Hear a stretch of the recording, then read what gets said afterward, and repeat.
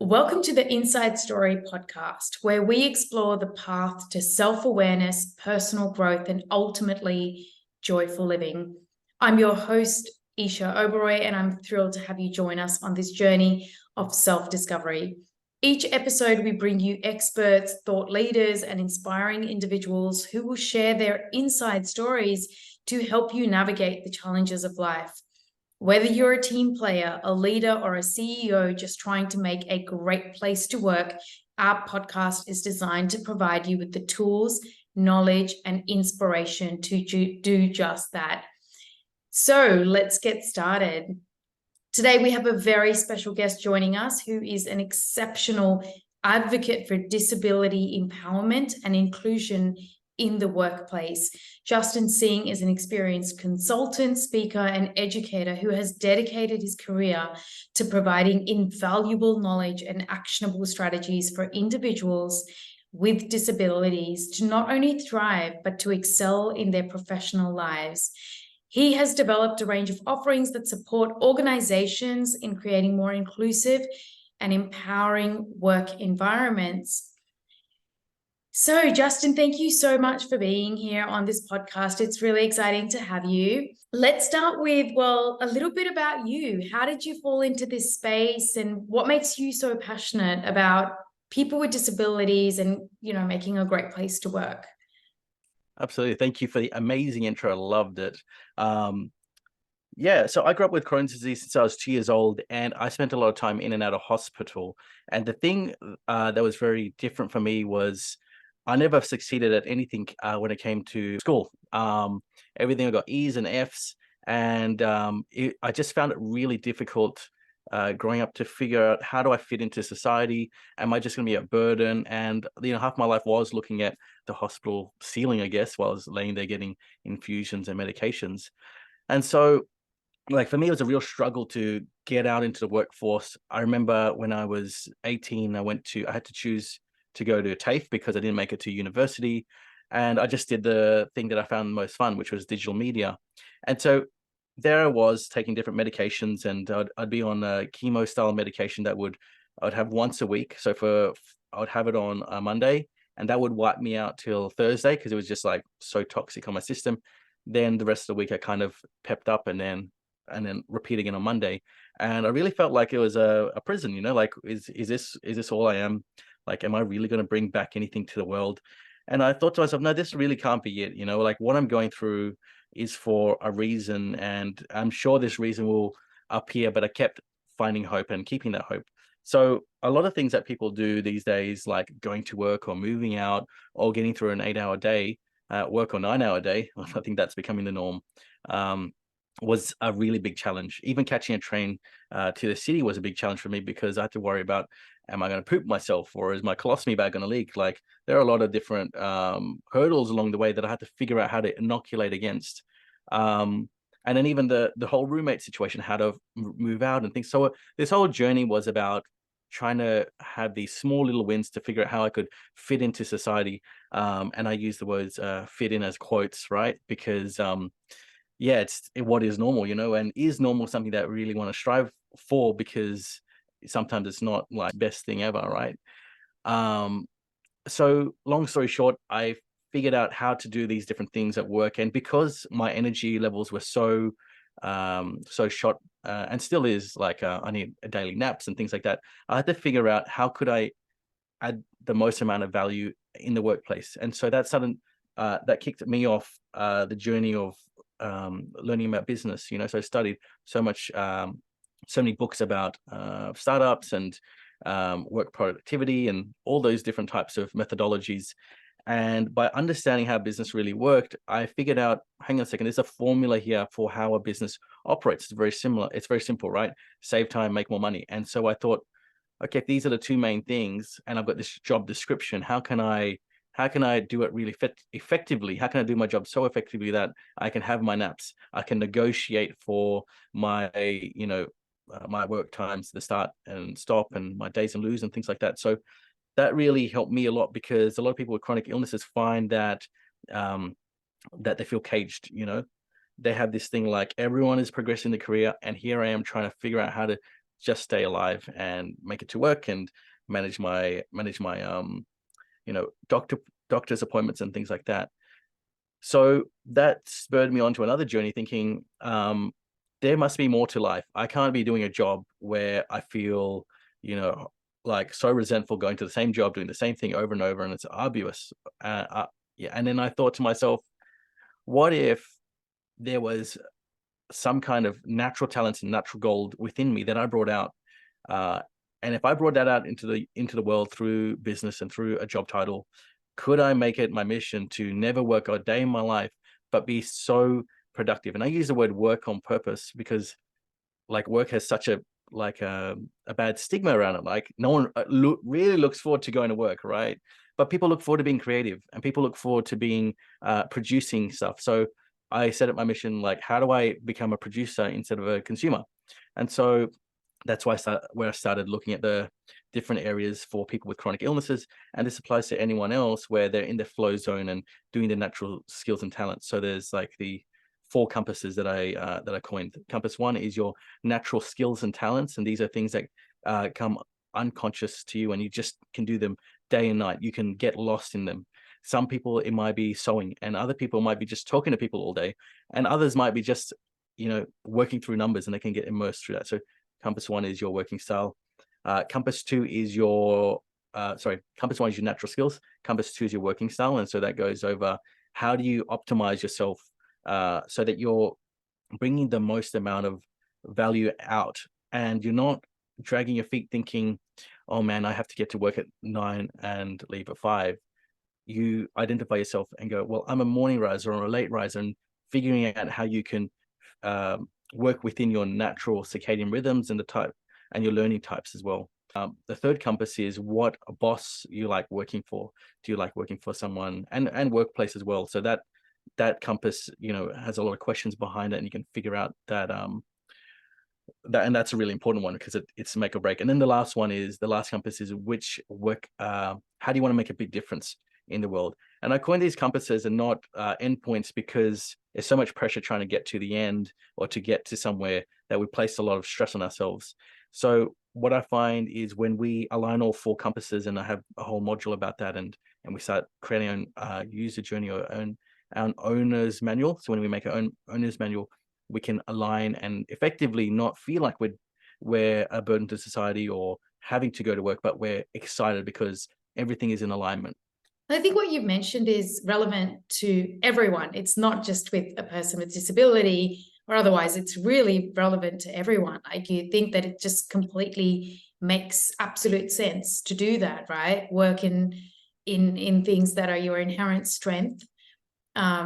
Be aware of the environment or the type of leader that you would resonate with, and then bring out the best in you. Purposeful work, so you're actually enjoying it and it's creative. So it absolutely makes sense. How do you think, from an organization perspective, how do businesses curate these environments to bring the best out in people? Like, what advice do you have for businesses? I would say for businesses, it's always top down. Mm-hmm. And so there are multiple journeys when it comes to scaling a business. So a business that is between 0 to 10 million will operate a lot more differently from a business that's from 10 million to 25, and then 25 to 40, and 40 to 100.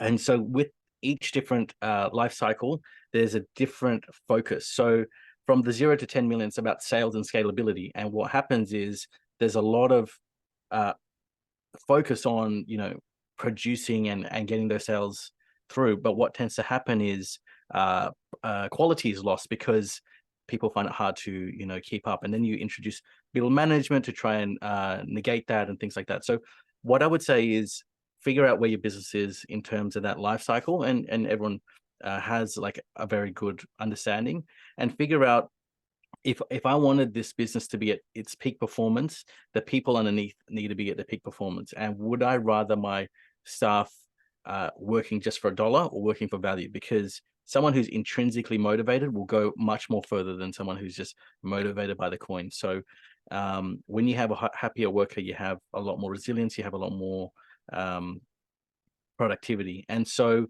being able to create a environment where staff can work on their own things So these are some practical tips when I'm consulting. We may set aside 10% of the week, so maybe half of a Friday afternoon, or an hour, depends on how much you want to spend, but you could spend an hour or 2 hours a day getting that person to work on some kind of side project that they find really enjoyable. And that's how Gmail was actually invented, because Google implemented the system. They said that everyone got to work on their own side hustle or project, and then they could present it at the end. And that's how a lot of the Google products are created. So things like that. Also, like for the managers to come down and understand their employees and really harbor this and foster this culture is really important. It's quite difficult because you have different personalities at different levels of leadership as well throughout the organization. And it's sometimes very hard to get transparency, from the bottom up, but it's So important. then let's flip the question. What about people with disabilities? How would you encourage someone, or what initiative or strategies can they take to advocate for themselves in the workplace? So that first starts with your boss. Now, if you don't have a compassionate, understanding, empathetic boss, then it's nearly impossible to advocate for yourself, because there's going to be a level of fakeness, because ultimately that boss has to report on the KPIs. And if you're not performing on your KPIs and they see your health as a burden, that boss tends to get conflicted, because if they don't perform themselves, then they can be managed out, So granted, if you don't have an empathetic boss that understands you, very hard to advocate for yourself. So I would say from then is about building the confidence to understand your skill set and look for the right environment and know that you can add the most amount of value in the most efficient way. But say you do have an empathetic boss, it's really simple, where you build that relationship up with them, and you say, hey, look, I would love to catch up with you for an informal coffee, like a walk and talk about my condition.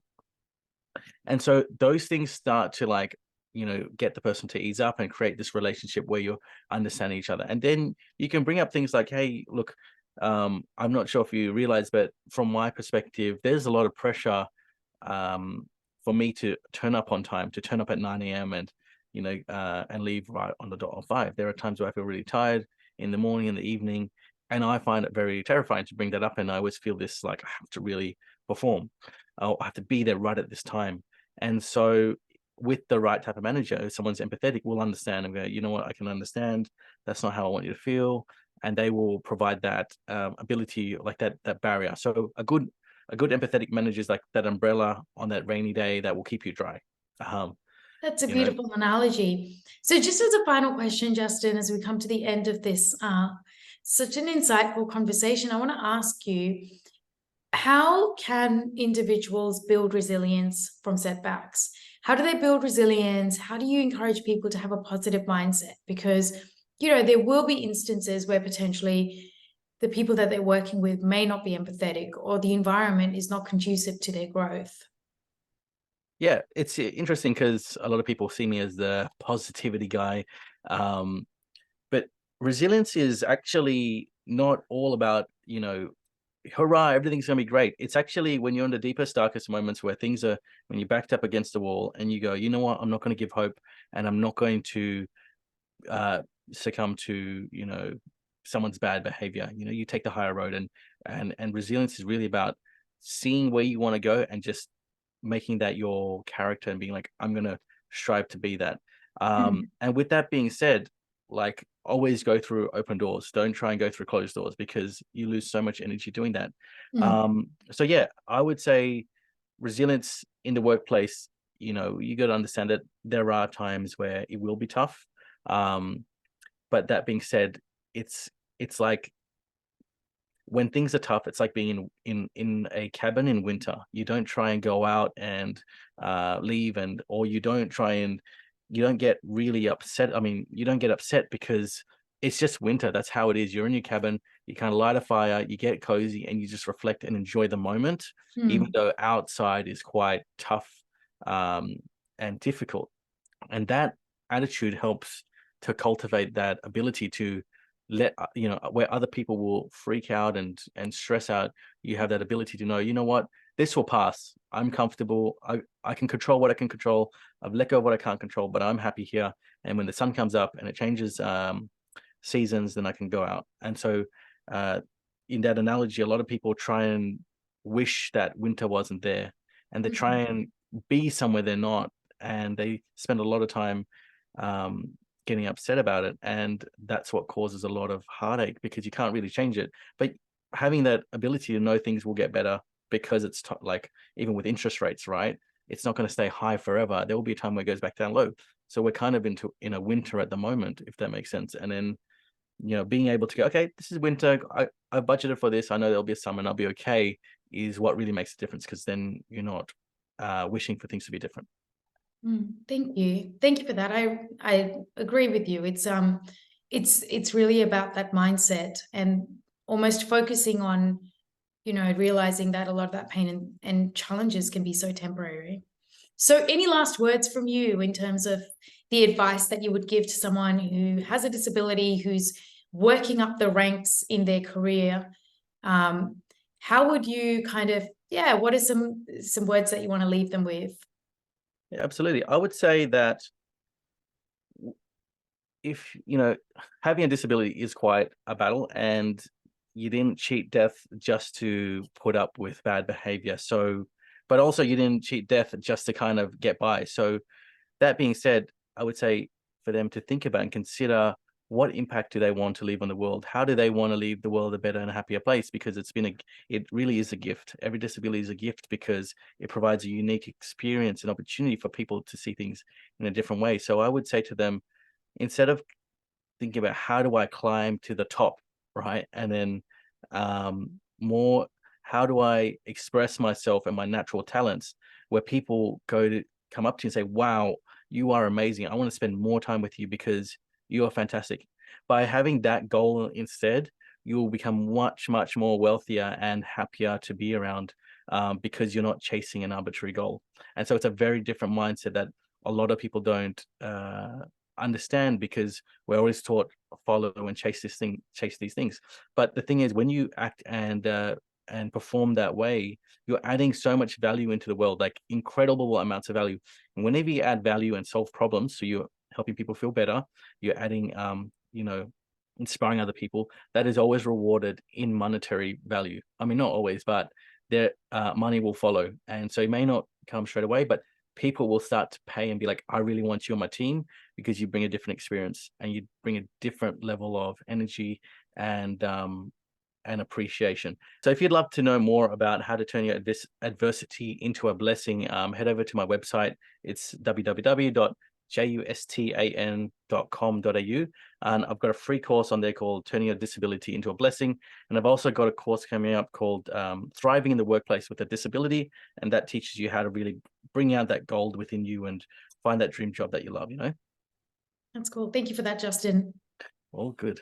Thank you for that, Justin. I think it's a great way to end today's conversation. Thank you, listeners, as well, for joining us on this episode of the Inside Story podcast.